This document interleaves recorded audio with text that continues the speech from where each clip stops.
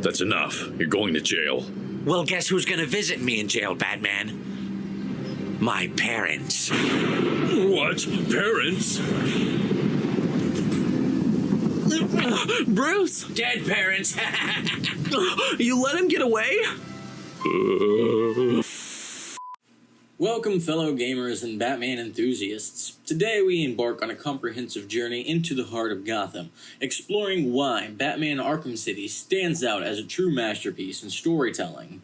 In the vast landscape of video games, few titles have managed to captivate players with a narrative as compelling as Batman Arkham City. Developed by Rocksteady Studios, this game takes us beyond the confines of Arkham Asylum and into the hearts of a sprawling open-world prison city. Many people hail the Arkham games as perhaps some of the best Batman stories ever written, and I agree with those people.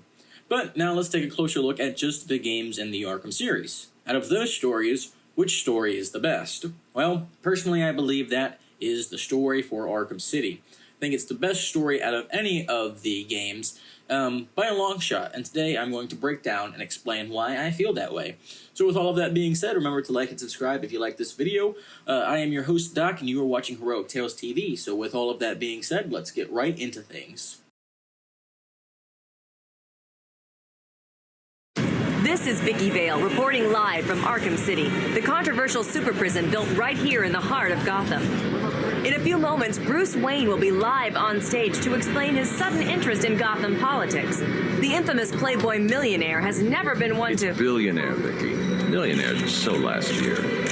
Since the last Arkham game, the city has proposed sectioning off a section of Gotham and turning it into what is essentially a maximum security prison, where there will be a bunch of roaming criminals and lunatics all just poured into a city. Why was this a good idea? I have no idea why anyone thought this was a fucking good idea. But of course Bruce Wayne is there protesting against the fucking section of a city being turned into a prison, as any normal person probably would.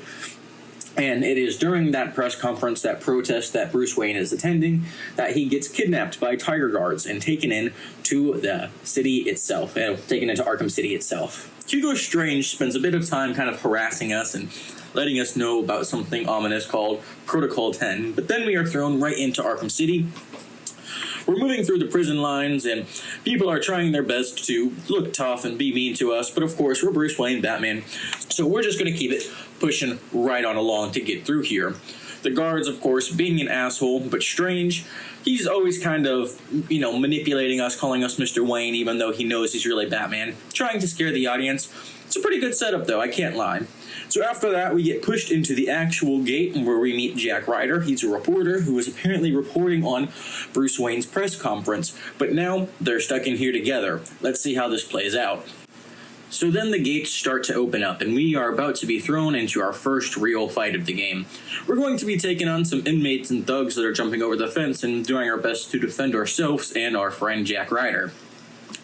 After we make some quick work of these goons, we get to go deal with the Penguin and his goons. But it's all good because we are soon going to get to that miracle moment where we get our Batsuit. So for now, let's just focus on getting through the guards.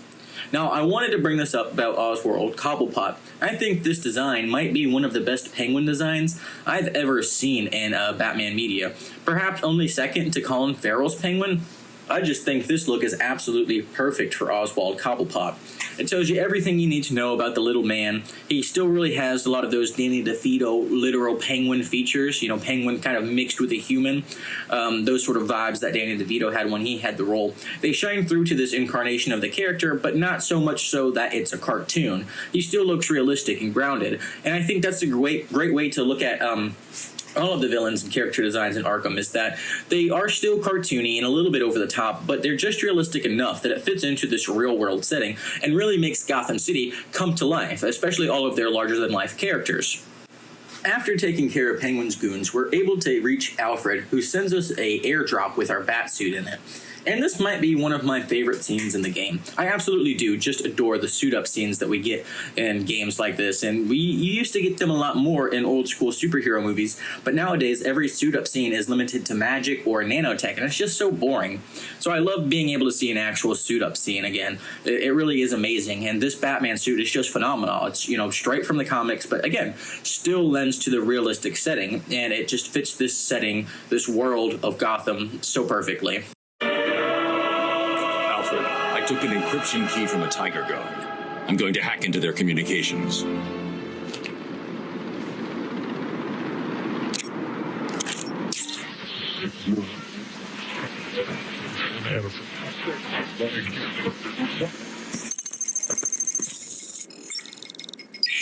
units, this is Air Tiger 4. We have confirmation that prisoner 4011 is in the courthouse.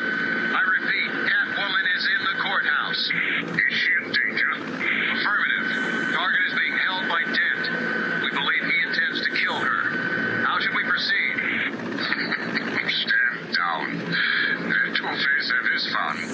That doesn't sound good. No, it does not. Mr. Dent's predilection for all things binary may not bode well for Miss Kyle. If there's one person in Arkham City who knows what's really going on, it's her.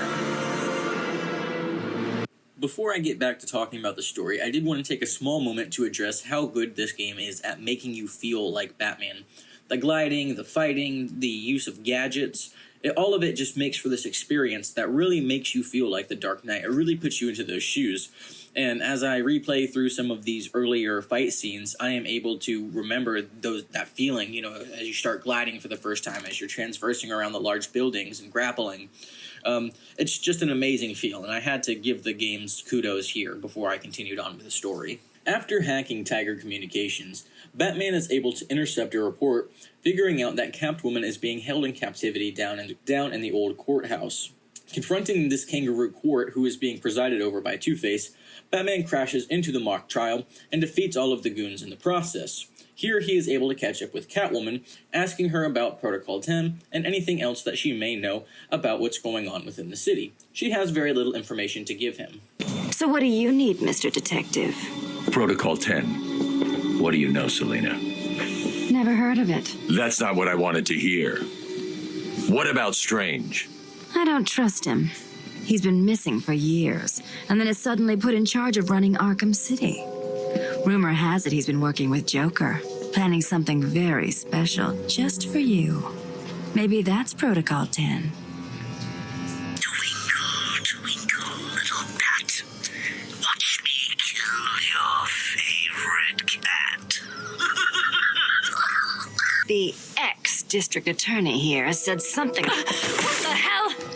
See you soon, bats. After Batman saves Catwoman from being hit by a sniper, he has to activate detective mode in order to pinpoint the location of the shooter. Batman finds the points of contact made by the bullet, then he is able to figure out the trajectory and thus figure out where the shooter is located. With the newly acquired location, Batman heads out and starts heading east towards the church. Once we enter the church, we will be confronted by Harley Quinn with some of her goons. Of course, Harley Quinn doesn't really want to fight us, but her 4 other armed goons are more than willing to give it a go.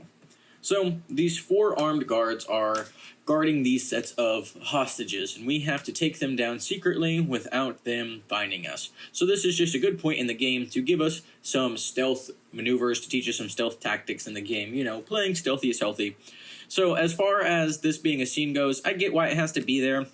If it was an actual story, I'd imagine Batman would probably just kind of go more towards the steel mill rather than having this break in between. But because it is a game and it's teaching gameplay mechanics, I'm trying to keep that into consideration. And also, it's always fun to see Harley. So, after you take care of the armed goons, the hostages are able to take care of themselves while you move up to the bell tower and investigate the source of Joker's sniper rifle. Using detective mode, we are able to examine the scene, looking for any traces of evidence on the sniper rifle. But quickly, we figure out it's a trap, and a bomb goes off. From here, Batman is able to track down Joker's location. He heads over to the steel mill where Joker is supposedly hiding. After then making his way through the steel mill, Batman finally makes his way into the Joker's lair. We find out that the Titan drug that Joker took in the last game is still mutating his blood, making him sick and slowly killing him. So, Joker does the only reasonable thing, captures Batman, and then transfers his blood into him. That way Batman is also sick, slowly dying, and this way Batman has a little bit of incentive to try to help Joker find the cure. Batman, of course, reluctantly agrees to this when he figures out Joker has been shipping out vials of his blood all across Gotham City.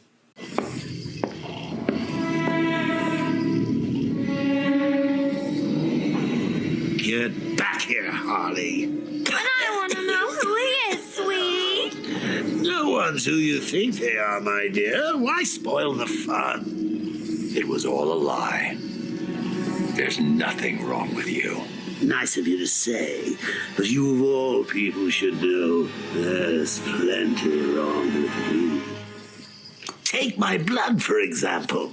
I wish somebody would. This stuff is killing me. Why should I care? Because now there's a teeny little bit of me in you too. Bats. Oh, come on. Don't tell me it's not what you've always wanted. Look, we're running out of time. I need your help. I nearly had a cure. It was so close, and then it was taken from me. So we both die. I'm fine with that. Are you? Imagine sucking down that last breath knowing that Gotham is doing the same. What are you talking about? Oh, didn't I say? I've spent weeks shipping samples of my blood to emergency rooms all over the city. So that's Protocol 10. Poison Gotham. I expected more. Protocol 10? Never heard of it. Hold tight. Joker tells Batman that Mr. Freeze had been working on a cure, so Batman has to figure out how to track down Mr. Freeze within Arkham City. He decides the best way to do so is to look for the coldest point within the city, so that's what he does. Batman races against the clock, facing different conflicts with Ra's al Ghul, the Penguin, and Solomon Grundy, before finally coming into contact with an unwilling Mr. Freeze. Harley Quinn adds a layer of complexity to this situation by stealing the completed formula, leading to a head-on battle with the Joker, who aims to stabilize his condition while letting Batman succumb to the disease. After this, Batman meets back up with the Joker, hoping to take him out this time. However, things go awry. It starts out with a one-on-one fistfight between Batman and the Joker, which goes about as well as you think it does for the Joker. But of course, the Clown Prince of Crime has something up his sleeve, so a bunch of goons jump in and help him out a little bit, unevening the fight. Batman soon gets trapped underneath a bunch of rubble, and right before the Joker kills him, Talia approaches and offers Joker the secret to immortality if he will spare Batman's life. Of course, Joker agrees to this when he realizes Talia is telling the truth, and Batman obviously is concerned, so he has to now deal with that as well. Any last requests? How about a joke? How about a trade? Let him go. Take me in his place. I'll handle the jokes around here. Talia, what are you doing? I represent the great Ra's al Ghul, head of the demon, master of the League of Assassins. Well, bully for you. Free Batman, and we will give you the secret of immortality. Don't do it, Talia. He'll be unstoppable. What? You mean she's telling the truth? Immortal? Do we have a deal? No! Oh, shut up! After you, my dear. We offered you this chance, Batman. Now follow your heart.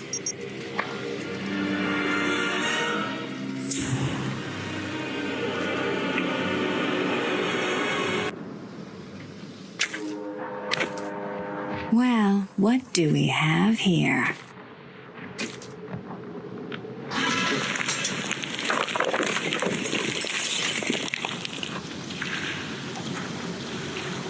Figured you could use my help. You're right. I think I chipped a nail back there. You stick with the brooding. I'll handle the wisecracks. I guess we both know what Protocol 10 is now, right? If you're planning on stopping it, you need to hurry. After waking up from the blackout, it's none other than Catwoman who is there to help up Bruce. Protocol 10 is revealed to be a plan that was created by Hugo Strange and Ra's al Ghul. The pair wanted a way to cleanse the Earth, and the first step of doing so was to kill all of the people that were residing in Arkham City. Batman is able to download the master control codes and then breaks into Wonder Tower in order to try and stop Protocol 10. After Batman successfully breaks into Wonder Tower and deactivates Protocol 10, Ra's al Ghul reveals himself as the mastermind financing the Arkham City operation, positioning himself above Hugo Strange. Professor Strange, upon discovering Batman's identity, sought to auction it off to the highest bidder in the criminal underworld. However, Raz's forces intervened, apprehending Strange. United by their shared fascination with Batman, Strange had plotted to replace the Dark Knight by becoming Ra's al Ghul's successor, giving rise to the concept of Arkham City. Yet, in a confrontation with Batman, who Ra's considered to be a worthy successor, Ra's ultimately impaled Strange from behind with his sword. Despite Batman's pleas to save Strange, Ra's dismissed him, declaring Strange was already dead to him. Ra's asserted that Arkham City marked only the beginning, attempting to entice Batman to join him once more. Batman, of course, refuses, and accuses Ra's of becoming the very threat that he had always fought against, and vowing to stop him. Ra's laughed off Batman's reaction, but in a final desperate act, Strange activates Protocol 11, which is his self-destruct protocol. This triggers explosives within Wonder Tower, blowing up the building. As Batman and Ra's plummet to the ground, Ra's made a last attempt to kill the Dark Knight by impaling himself and Batman through the chest with his own sword. Of course, though, this doesn't work. We're dealing with Batman here. You can't just kill him that easily. So Ra's ends up impaling himself, and also, to add insult to injury, he falls all the way down to one of those A gates with the Arkham A on it, and impales himself on the blade tip of the aid.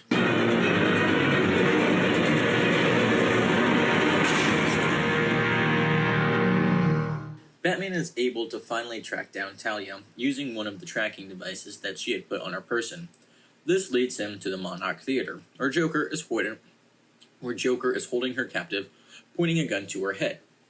However, Talia gets the better of him and is able to stab the Clown Prince of Crime. Now dead, the Joker falls to the ground, as Talia reveals that she had stolen the cure from Harley Quinn before she could ever deliver it to the Joker. Batman looks down at his dead enemy, believing that his death was an unnecessary casualty, and told Talia that there was always an alternative to killing an enemy like this. Talia, of course, defends her stance, but Batman looks down at the Joker, feeling as though something isn't right. When he looks back on all of the strange occurrences, finally something clicks. There's two Jokers, a healthy one and a sick one, something that if you are a keen-eyed fan, you might have noticed throughout the game. Realizing that since the Joker had never received his cure, Batman then decided that the healed Joker which had just died wasn't actually the real one, and in just that moment he turns around to face Talia as he hears a gun click in the distance. Batman screams out towards Talia in vain, but it's too little too late to warn her, as she dies in his arms. Talia apologizes to Batman for her carelessness, and with her last breath, she dies in his arms. The Joker, laughing hysterically, reveals himself as the one who shot her and comes back out to start mocking Batman again. Still sick and nearing death, Joker aims his gun at Batman next and demanded him to hand over his cure. The healthy Joker finally revealed himself to be Clayface, having been smuggled into Arkham City under Joker's orders to take up the spotlight and divert attention away from his true plans. Clayface agreed to assist Joker for the chance to play the role of a lifetime. The ensuing struggle between the two causes the theater to be destroyed. Batman is able to retrieve the formula and takes his portion, but of course the Joker attacks, causing the remaining antidote to fall onto the ground and spill. Succumbing to his illness, the Joker meets his demise. Batman, maintaining his moral code, carries the Joker's lifeless body out of Arkham City. Quick! The cure! What are you waiting for? Come on! I killed your girlfriend, poisoned Gotham and hell. It's not even breakfast. But so what?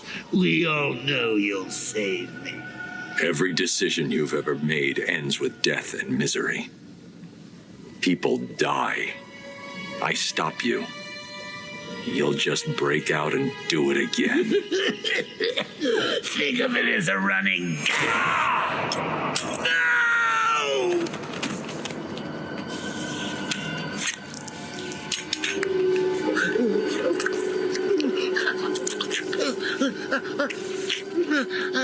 Are you happy now? Do you want to know something funny? Even after everything you've done, I would have saved you.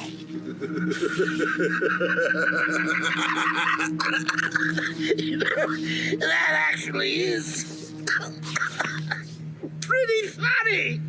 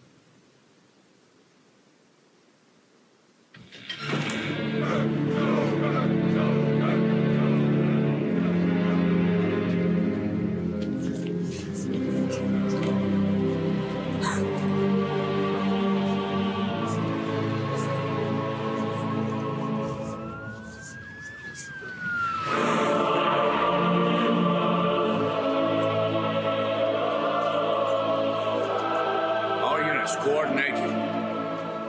What the?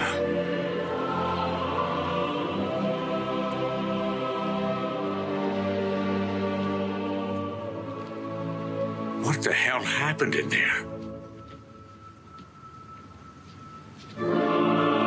Batman! What happened?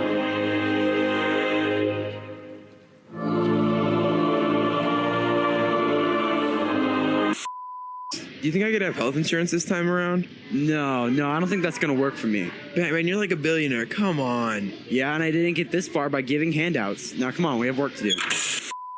Alright, folks, there you have it. And that is our breakdown on Batman Arkham City, perhaps one of the most popular Batman stories of all time. So I wanted to take a little bit of time now just to discuss some of the things I liked and I didn't like that much about this game. So, starting off with the good things, the things that I liked about the game, is it really had some rich character development. The game devs, they dived deeper into the character backgrounds, providing a lot of nuanced portrayals of the different characters, including but not limited to Batman, the Joker, Catwoman, and some of the other villains like Oswald Cobblepot and Harvey Dent. This adds a lot more emotional weight to the narrative, and it makes it a lot more fun to follow. It's more like watching a movie than playing a game. Along with that, there are some intricate plot twists in this game. Arkham City keeps players engaged with unexpected plot twists, such as Protocol 10 and the involvement with Ra's al Ghul. Now, getting into some things that I don't really like, an over-reliance on the Joker. This is something that a handful of people have talked about, and it's not that I necessarily hate this so much, because I do understand that the Arkham trilogy is mostly about the relationship between Batman and the Joker.